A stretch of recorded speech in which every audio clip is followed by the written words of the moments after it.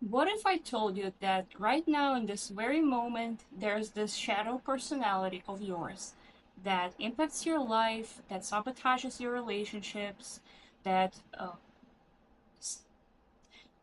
it makes you fearful, adds anxiety and unclarity, and also uh, creates patterns in your life? It's your subconscious mind. We're taught to believe that our life is controlled by our conscious mind, but that's only 1% of everything that is happening in our life. A great way to bridge the gap in understanding subconscious mind is to use tarot, use the delicate language of imagery, symbolism, and archetypes that are used in 78 cards, 78 pieces of cardboard that are meant to help you stop overthinking and start to explain reality and yourself, understand who you are, what you're meant to do, are you on the right path. So traditional tarot is all about what's going to happen in the future. Traditional tarot asks what will happen, but psychological tarot asks why does it keep on happening to me? Why did it happen to me? Why does it keep on happening to me?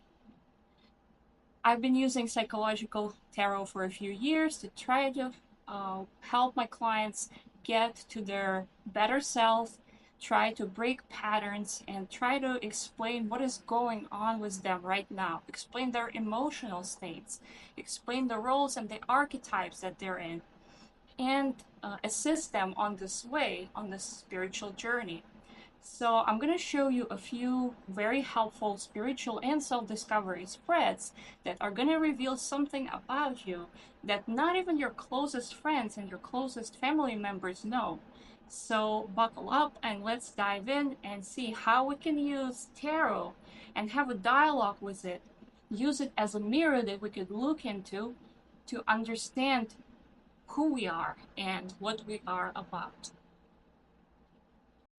So, the first self discovery spread that I'm going to do today with you and demonstrate how insightful tarot cards can be in your self discovery and spiritual journey is self analysis spread. It's kind of like a check on where you are right now in life, and just generally, you'll see from some of the questions that is going to ask how great it can be for defining what really drives you, who you are, where your heart is, where your soul is.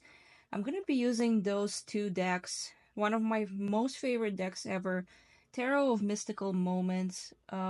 It's very beautiful and it has a lot of feminine imagery and great for metaphors because it has that surreal edge to it. Maybe many of you already know it, this deck. So I'm just gonna put it here. And the second favorite I'm gonna show to you, it's kind of like a classical deck. Light Seers Tarot, bright, a lot of symbolism and imagery, really thought through, really speaks to you. Great deck for that purpose.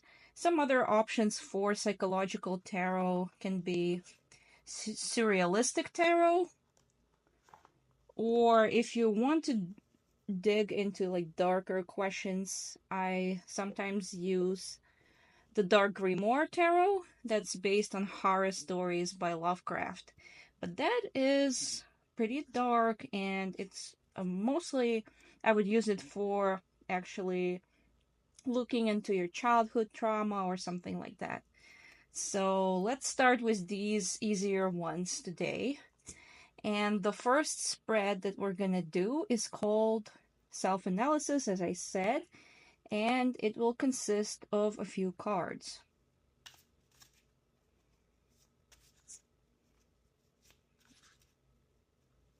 Just a little shuffle. So the first card in the spread is the head. Let's put it down here. So the head is the rational, the thinking, the task-oriented part of a human being. It's the brain, it's the logic, it's the mind right now, and basically describes where this person is headed or what are they thinking about right now.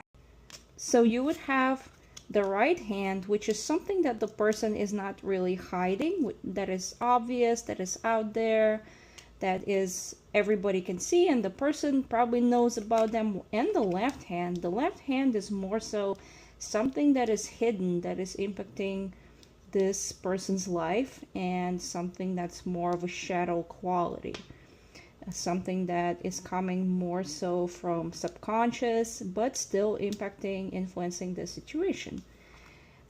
The fourth card will be the heart, kind of like beneath our head card, because it describes everything that is the opposite to the head. So irrational emotions, feelings, everything that is not logical, but where there's a strong emotional impulse. So there might be conflict between the two of those. It's something to take into consideration. As well as between the two hands, there might be a conflict here, or vice versa. It can be all in unison. So it will depend on what cards we're going to pull for this. The other two cards would be the right leg and the left leg. Right leg and left leg. So they describe where this person is headed, but if the right leg describes more so where the person wants to go or where they think they're going, where they think they're headed, and where they would like to head, while the left leg describes what is really happening in reality. A lot of the times you'll see that there's a conflict between the two. Person can think they're failing, but they're actually succeeding, or vice versa. They think they're succeeding or at the brink of success, while in reality they're headed completely into another direction. And not just good and bad. They might think they're more focused on their career, but in reality they have personal questions coming up that are going to be of more importance. So, and the last card to make our spread complete is the recommendation, what the cards recommend to do, where they recommend to head, and what do they think could be done in this person's life to improve things. So this is a sample reading. I didn't really have anyone in mind, but let's try to open the cards and read some of the meanings behind them and analyze them. So for our head card, we can see Chariot here. But it's a funny chariot because the lady is actually in a wheelchair and she is on a snail. So this person has ambitious plans. Let me show you the card closer. They have an ambitious plan and they've set their goals and they are on it. They started movement. They're determined. Maybe they're about to move to a new country or to change a job.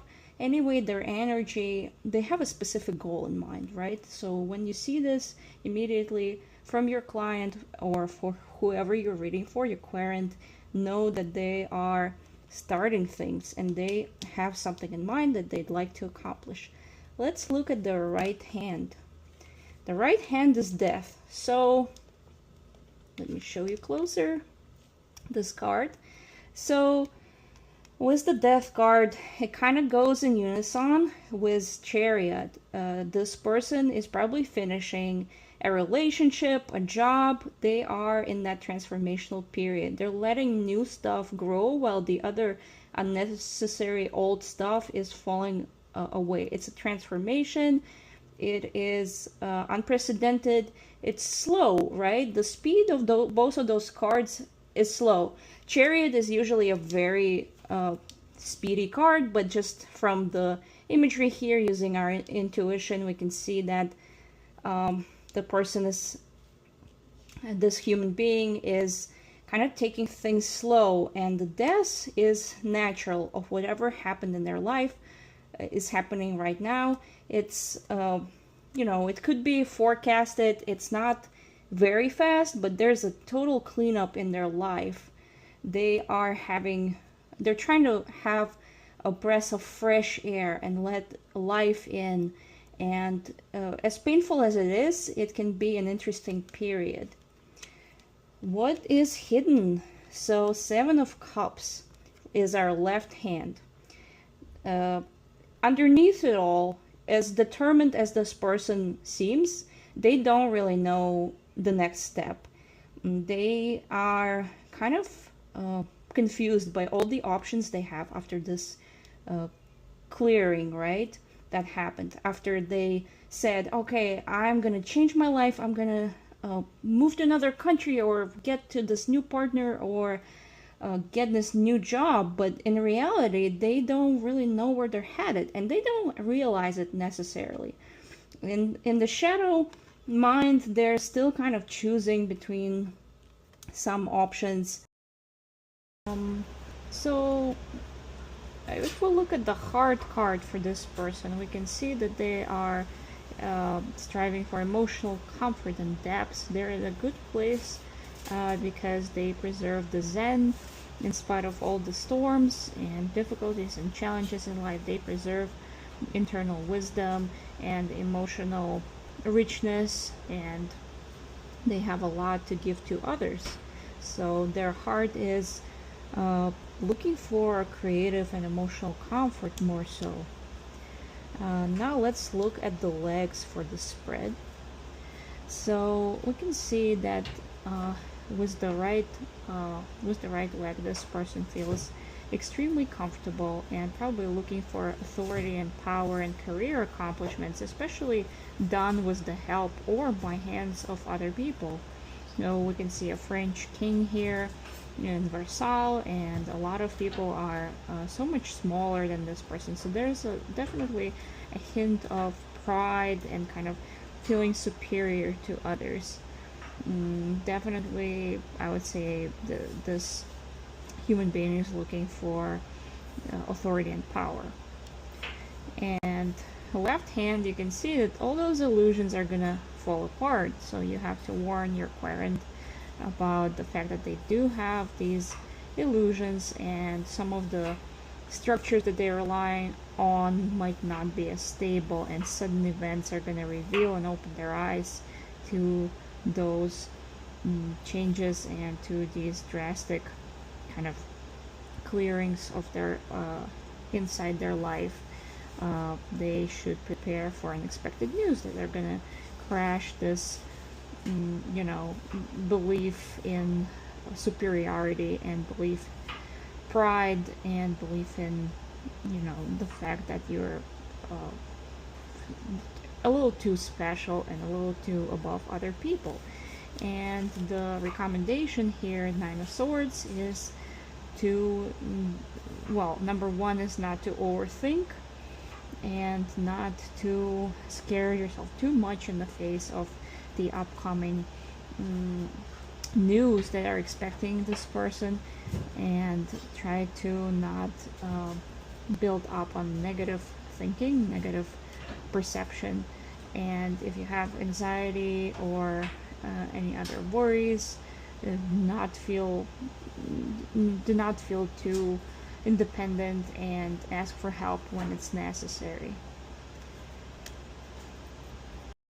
I hope you liked the last tarot reading, and I have another one that will help you dive into somebody's personality, whether it's yours or somebody else's. Just a reminder, every reading should be consensual. That way you are not stalking anybody or violating karma laws. So the first card would be the sub-personality. This is the part of a personality that is dominating all other parts. Everyone is playing several roles. This is the role that is currently dominant in a person's psychology. Card number 2 is the shadow. What is the real personality that is being hidden from sight but it's the real part of this person's life, this person's soul that is being suppressed right now and tries to get out too. Card number 3, how am I perceived by people around me? How do people see me? And you will be able to see how it compares to the other 2 cards, right? Card number 4, what is my weakness? Card number 5, what is my strengths? So you'll be able to see where's the weakness, where's the strengths. How do I perceive myself? Card number 6. Card number 7, what actually rules my life? Can you imagine if the Devil's card is in this position? That's not very good. And number 8, what direction should I take? Kind of like recommendation. So you have those 8 cards up here, and they will help answer the psychological state, relationship with the world, and are you headed in the right direction? Are you headed in the right are you on the right path? So this is a sample reading. I didn't have anyone in particular in mind. Right now, this person is in transformation again, cleaning up everything and feeling rebirth. Just like a phoenix rising from ashes. But the phoenix hasn't risen yet from ashes. He's still the ashes. There's a light of hope, a sense of freshness, and a sense of rebirth, and never-ending cycles of life and death.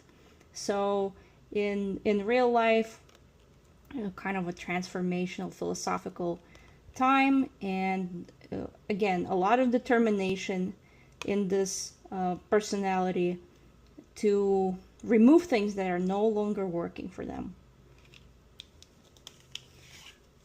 Card number 2, the shadow.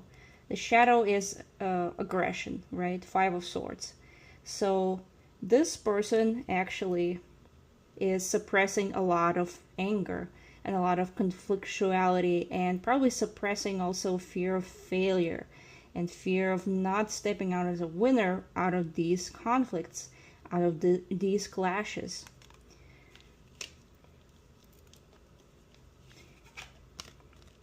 Card number 3, how are they perceived by others? So actually, people around this person perceive them as very helpful, very nice person who will always stretch a hand to them, who will be charitable, supportive, and just generally very well balanced, well mannered, very pleasant to be around. So notice how different it is between how the person really feels, right? Especially the shadow part. A lot of suppressed anger here. And what is the weakness? King of Pentacles. This person, the querent, is extremely materialistic.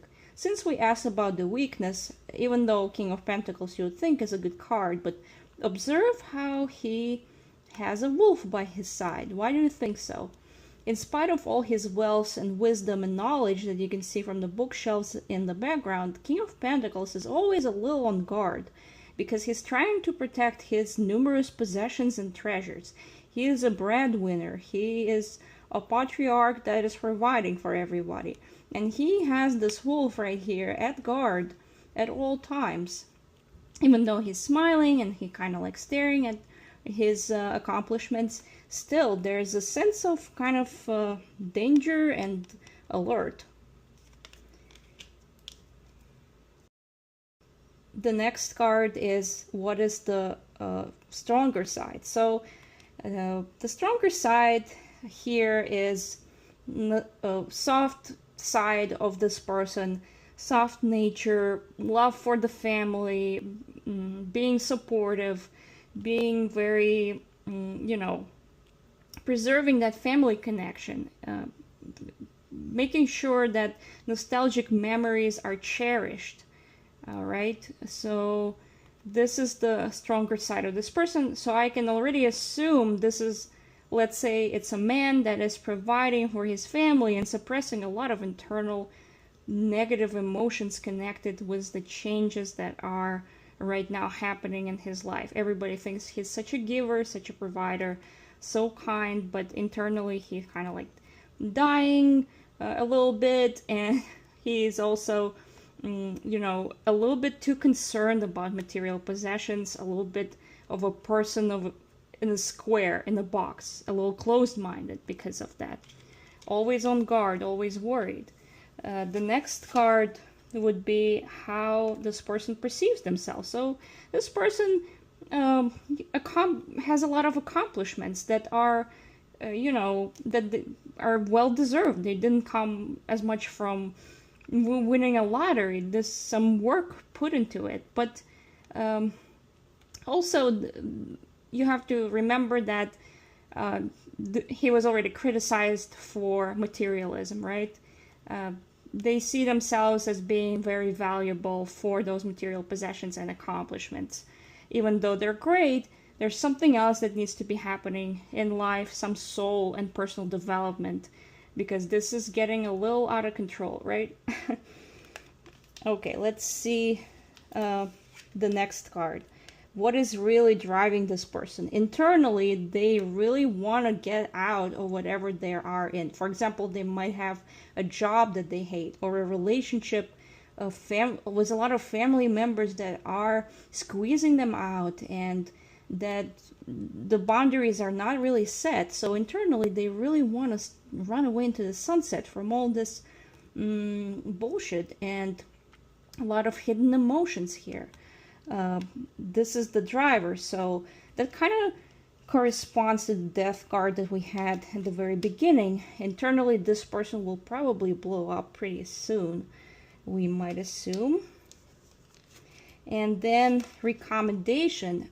So recommendation here is actually supportive of Eight of Cups and Death. Full card is a card of new beginnings, of new start, fresh start, young energy, of a breath of fresh air. And this is all about starting new, starting something new, taking a like kind of like a leap of faith, releasing control, feeling like you're in the hands of the universe, and jumping off a cliff in a weird way, but believing that you're protected. Very different energy from all the other cards that we saw here that are already a part of this person's life. We assume that it was a man who's a breadwinner and kind of tired of this role. So a new endeavor, fresh start, doing something you've never done before, letting your soul just breathe and fly. So this is the recommendation. I hope you liked this format, and I need you to let me know if you do, with your likes, with your comments, with subscriptions, and I'll post some more videos of that same structure so that you can understand how to do these spreads for yourself with these helpful questions. And also let me know which other spreads and questions you have so that I can start to teach you here. Hit that like button, subscribe, and see you in the next video.